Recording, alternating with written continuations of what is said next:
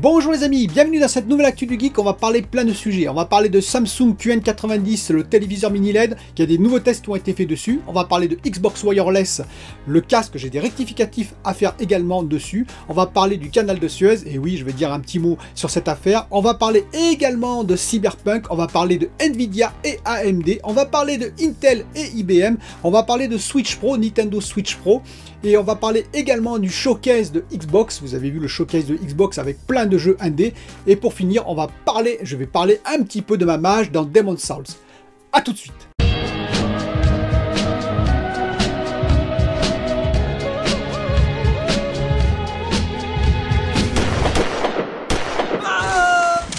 Commençons par le test du Samsung Mini LED, le QN90A ou le QN95A, selon si on est sur le continent européen ou américain, mais c'est le même modèle.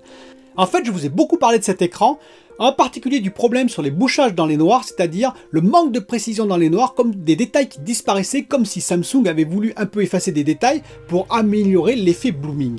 Eh bien, il y a eu deux tests de fait par des sites dont j'ai totale confiance. Vous savez, il y a 4 sites dans lesquels j'ai totale confiance, c'est-à-dire PP World que vous connaissez bien, même s'il manque un peu d'appareils de mesure, HDTV Test avec Vincent que vous connaissez aussi, mais aussi Les Numériques et aussi Airthings.com qui est un excellent site américain qui fait des mesures très poussées, sans doute les plus poussées d'ailleurs de D4.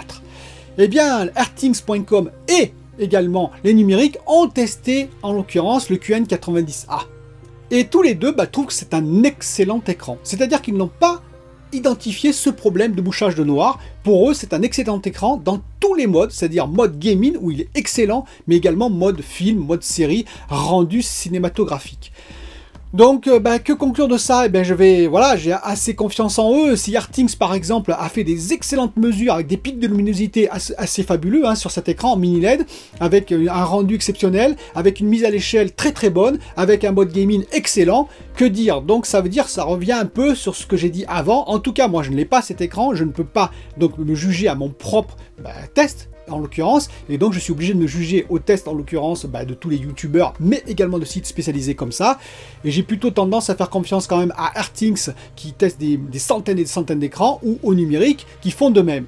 Donc je reviens un peu sur ma position, je vous invite à aller voir ces tests, je les mettrai en lien dessous, et faites-vous votre propre opinion, mais je pense que finalement, peut-être alors que les modèles qu'ils ont envoyés ont été un peu rectifiés en termes de réglage, je ne sais pas, peut-être qu'ils ont changé certaines choses, Samsung, car eux n'ont pas noté du tout cet effet de bouchage dans les noirs, de manque de détails.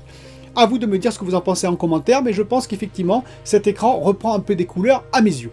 Pour le casque de Xbox Wireless, j'ai fait une petite erreur, je préfère la rectifier. J'avais dit que le Sony 3D Pulse était en 2,4 GHz et que le casque Xbox était en Bluetooth ou filaire. C'est faux, il est également en wireless. D'ailleurs, c'est wireless, c'est 2,4 GHz. J'aurais dû réfléchir un petit peu. Donc, il fait les deux à la fois. C'est-à-dire qu'en plus, il fait du 2,4 GHz ou du Bluetooth et choisit le meilleur des deux à tout moment. Par contre, certains abonnés m'ont dit qu'il y avait des contre-tests par rapport à Presse Citron sur ce casque en termes de sonorité. Pas vraiment, si on aura de les numériques, si on aura d'autres sites. Effectivement, ce casque est très bon sur plein de domaines, mais en termes de sonorité, il est quand même très gaming. Il a un son assez lourd, assez puissant, c'est vrai, pour les jeux par exemple, vous aimez bien les jeux de tir, les explosions, etc. Mais ce n'est pas un casque qui va rendre fidélité à la musique en l'occurrence. Donc il faut être très honnête, mais comme je l'ai dit, c'est un très bon casque aussi, comme le 3D Pulse, c'est des casques à 100 €. Il y a des casques gaming, et je précise cette fois-ci gaming, qui sont plus chers, et qui rendront plus fidèlement la musique et la sonorité en l'occurrence. Donc c'est un choix, effectivement, et puis c'est un prix aussi. Revenons sur l'affaire du canal de Suez. J'ai vu beaucoup de youtubeurs qui disaient « Ah là là, c'est une catastrophe, vous allez voir, la pénurie va s'accentuer, etc. » Ben non, en fait, oui, c'est une semaine de blocage. Ça impacte fortement l'économie mondiale, entre guillemets, c'est que 5 à 8 milliards par jour d'impact, on va dire, en point de vue marchandise, mais les PS5 et les Xbox Series X qui n'ont été bloqués qu'une semaine. De plus, je vous rappelle, TSMC, qui est en Asie, a continué à produire, en particulier les APU des PS5 et des Xbox Series X. Ils n'ont pas besoin du canal de Suez, les matières premières viennent d'ailleurs pour TSMC. Donc eux, ils ont continué à produire. Pareil pour les usines au Japon qui ont fabriqué la PS5 et probablement en Chine pour la Xbox Series X et S. Donc toutes les consoles ont continué à sortir, elles ont été sans doute embouteillées dans des conteneurs, mais les conteneurs vont prendre une semaine de retard. Je dirais qu'on est presque plus à ça près. Donc non, pour moi, c'est pas une catastrophe dans le sens, ça va prendre 2 ou 3 mois de retard, ça va prendre une semaine ou 15 jours de plus de retard. On commence commencent à être habitués, mais ce n'est pas ça qui a ralenti la production, c'est ce que je veux dire, de PS5 ou de Xbox Series X. Donc je pense que effectivement c'est une affaire qu'on peut classer d'ores et déjà. Vous connaissez la pénurie de cartes graphiques, le problème qu'on a à obtenir une carte graphique, c'est-à-dire même on n'en obtient pas du tout, et pourtant Nvidia et AMD eh bien, sont parmi les entreprises qui s'en sont mieux sorties entre 2020 et 2019, c'est-à-dire qu'elles ont augmenté leur chiffre d'affaires de plus de 45% pour AMD et 50% pour Nvidia. C'est juste incroyable, elles s'en sortent excellemment bien, elles sont dans le vert, aucun problème pour ces entreprises, parce qu'elles écoulent toutes leurs cartes graphiques, et elles les écoulent très bien. Elles en manquent, enfin elles en manquent. C'est justement ça qui prouve que peut-être qu'elles n'en manquent pas, c'est-à-dire qu'elles sortent beaucoup de cartes graphiques, mais que toutes les cartes graphiques partent chez les mineurs en l'occurrence, ou chez les spéculateurs pour les autres cartes qui restent. C'est-à-dire qu'effectivement, elles sont dans leur quota. Si elles avaient vraiment beaucoup moins de cartes graphiques que prévu, elles n'auraient pas fait des chiffres aussi spectaculaires.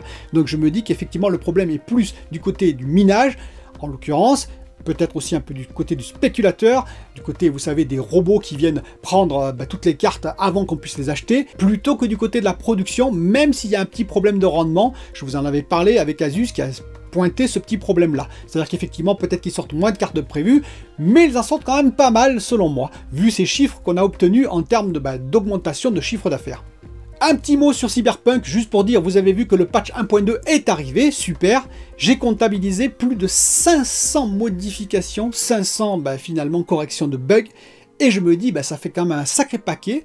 Alors c'est une bonne nouvelle et à la fois une mauvaise nouvelle. Une bonne nouvelle parce que finalement le jeu va commencer à rentrer en maturité, on peut l'espérer, avec 500 corrections quand même, sans compter le patch 1.1. Et on peut se dire aussi que quand il est sorti, il y avait quand même un sacré paquet de bugs. Ça, honnêtement, ça me fait un peu peur. Bref, on a un nouveau Cyberpunk aujourd'hui, un Cyberpunk un peu lavé de tous ses problèmes. Tant mieux pour les nouveaux joueurs, comme je l'ai dit. Moi, personnellement, je ne vais pas revenir dessus tant qu'on n'aura pas des DLC vraiment costauds qui seront intéressants à faire pour pouvoir re-rentrer dans le jeu. Mais en tout cas, pour les nouveaux joueurs, ça peut être intéressant. On va peut-être attendre le patch next-gen qui va arriver fin d'année, peut-être en 2022 sinon.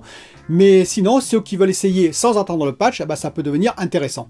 Petite rumeur qui court, et vous savez, ce genre de rumeur, il y a peut-être un fond de vérité. Breath of the Wild 2, vous savez, Zelda sur Switch. Eh bien, apparemment, il ne serait plus sur Switch, mais sur Switch Pro uniquement. Du moins, ce serait la tentation de Nintendo de finalement sortir ce jeu sur Switch Pro, parce que c'est un jeu qui a cartonné, et donc ça propulserait effectivement la Switch Pro au devant de la scène. Ça obligerait certains à acheter la Switch Pro s'ils voulaient absolument jouer à Zelda.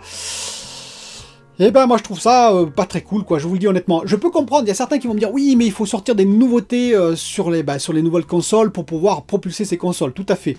Mais ce titre-là, il est un peu emblématique, ce titre-là, il est attendu par énormément de joueurs, et ça serait un peu forcer la consommation, si vous voyez ce que je veux dire, d'autant plus qu'il pourrait parfaitement tourner, selon moi, sur la Switch classique. Donc ce serait pas très cool de la part de Nintendo. C'est une rumeur, on verra s'ils prennent cette décision, mais selon moi, s'ils la prennent, ça va pas faire plaisir à beaucoup de joueurs. Intel et IBM qui s'associent, n'est-ce pas fantastique? Eh oui, Intel et IBM vont s'associer. Ça fait suite aux propos de Joe Biden qui avait dit, bon voilà, on est en termes de technologie, de process, on est un peu à la rue par rapport à TSMC, par rapport à Samsung aussi. Il est temps qu'on reprenne la main aux États-Unis. Et je pense que Intel, qui est vraiment à la rue quand même côté process, ils sont en retard, on le sait. Bon, ils ont fait appel à IBM, qui sont des géants quand même du process aussi. N'oublions pas qu'IBM, ce sont les grands parmi les grands aussi, même si on en parle beaucoup moins. Et donc la R&D de IBM va s'associer avec celle de Intel pour essayer de rattraper leur retard. C'est une bonne nouvelle quelque part pour Intel, ça me fait beaucoup rire parce qu'en 1994, je vous rappelle que IBM s'était associé avec Motorola, et oui Motorola, un autre géant américain, pour contrer Intel et l'avancée de Intel. Comme quoi les anciennes différences sont parfois gommées et que les alliances se retournent, c'est tant mieux, on verra ce que ça va donner pour Intel, qui j'espère rattrapera effectivement son retard, en particulier sur AMD qui avance à toute vitesse chez TSMC. Côté Xbox, on a eu le droit au Twitch Showcase, qui était assez intéressant, mais j'ai pas tout regardé. Il était un peu long pour moi, mais il y a beaucoup de jeux qui ont été présentés. Il va y avoir 60 jeux qui vont arriver dans le Game Pass, c'est quand même juste assez énorme. Alors certains vont dire oui, mais c'est des petits jeux, c'est des jeux indés. Oui, c'est vrai que c'est des jeux indés, mais il y a des jeux indés qui peuvent être très intéressants. Je vous rappelle par exemple un Terraforming Mars sur PC, ça paye pas de mine, mais Terraforming Mars, c'est tiré du jeu de plateau, qui est un des Asdor Arcane en l'occurrence, qui est un des meilleurs jeux de plateau qui existent. Il y a également Gloomhaven, que j'ai essayé pendant plus de 50 heures, ce qui n'est quand même pas si mauvais que ça. Bon, c'est assez répétitif, je vous l'ai dit, je vous en ai parlé, mais c'est un petit jeu qui est tiré d'un jeu de plateau. C'est assez intéressant pour les jeux stratégiques, pour des jeux d'enquête, etc. Ça peut être intéressant, il n'y a pas besoin d'avoir du ray tracing partout. Et surtout, il y a quand même quelques jeux qui m'ont un peu hypé, entre guillemets, on verra ce que ça vaut. Par exemple, Dark Alliance de Wizards of the Coast, qui n'est pas du tout du Baldur's Gate Dark Alliance, l'extension, je crois, des années 2000, qui n'est pas non plus du Diablo, c'est plutôt un action RPG, et qui parle d'un personnage que j'adore, vous allez jouer un personnage que j'adore, qui est Drizzt, c'était R.A. Salvatore, un écrivain qui a écrivé d'ailleurs pour le Fleuve Noir, dans toute une série de romans, Heroic Fantasy, avec l'histoire de Drizzt, l'elfe noir. C'est assez intéressant, c'est une lecture assez cool, entre guillemets, si vous aimez la lecture cool, sans prise de tête, de l'Heroic Fantasy.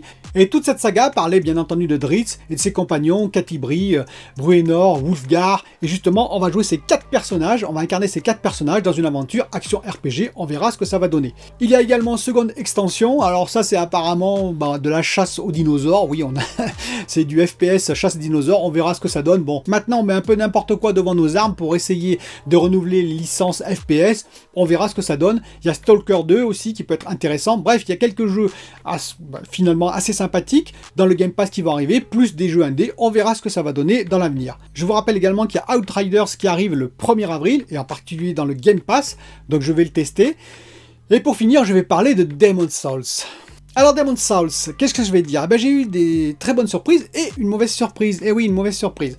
Alors déjà, j'ai battu le roi de la tempête, et oui, j'ai battu également les anthropophages, vous savez, c'est les deux gargouilles que j'avais beaucoup de mal à battre, je les ai battus, et oui. J'ai battu également le transperceur, c'est comme ça qu'il s'appelle. J'ai battu également un autre démon dont je ne me rappelle plus le nom, qui a une espèce de gros chapeau un peu bizarre. Donc tout ça pour dire quoi? Tout ça pour dire que je avance beaucoup, j'avance rapidement. Je suis niveau 102, donc je monte fortement. Mais j'ai une mauvaise surprise, et oui, c'est un jeu qui devient à un certain moment donné punitif. Alors heureusement, apparemment c'est qu'à un seul moment, parce que là je me suis renseigné, vous savez que je ne regarde pas comment battre les boss, je vous l'ai déjà expliqué, et d'ailleurs la preuve, c'est que j'ai rencontré le vieux roi Alan, et oui, donc un autre démon on va dire, un autre boss à battre. Sauf que celui-ci, il enlève des niveaux. Et voilà, il m'a enlevé 3 niveaux d'âme. Et oui, carrément, 3 niveaux d'âme. Je n'étais pas du tout préparé à ça. Bon, j'étais mal préparé, comme d'habitude. Vous savez, je rencontre les démons pour la première fois, je vois un peu leur technique et je reviens avec ce qu'il faut généralement. Là, effectivement, il m'a enlevé 3 niveaux, donc je suis parvenu. Donc, j'aime pas trop ce côté, vous savez, punitif. C'est arrivé également dans les RPG de table, il y a très très longtemps, où on vous enlevait des niveaux, on vous absorbait des niveaux. Par exemple dans Donjons et Dragons, et c'était le genre de truc qui me plaisait pas à l'époque. Alors heureusement, ils avaient mis un rectificatif assez rapidement où vous pouviez récupérer vos niveaux perdus par des actions diverses et variées. Mais vous voyez, c'est le côté vraiment très punitif là où tout ce que vous avez gagné, on vous l'enlève d'un coup. J'aime moins. Mais bon, ce n'est pas grave, sinon pour le reste des Demon's Souls, c'est excellent, c'est magnifique, toujours aussi beau. Et puis j'avance à grands pas, je vous donnerai la suite de mes aventures dans les prochaines vidéos. Je vous dis à bientôt pour une autre vidéo.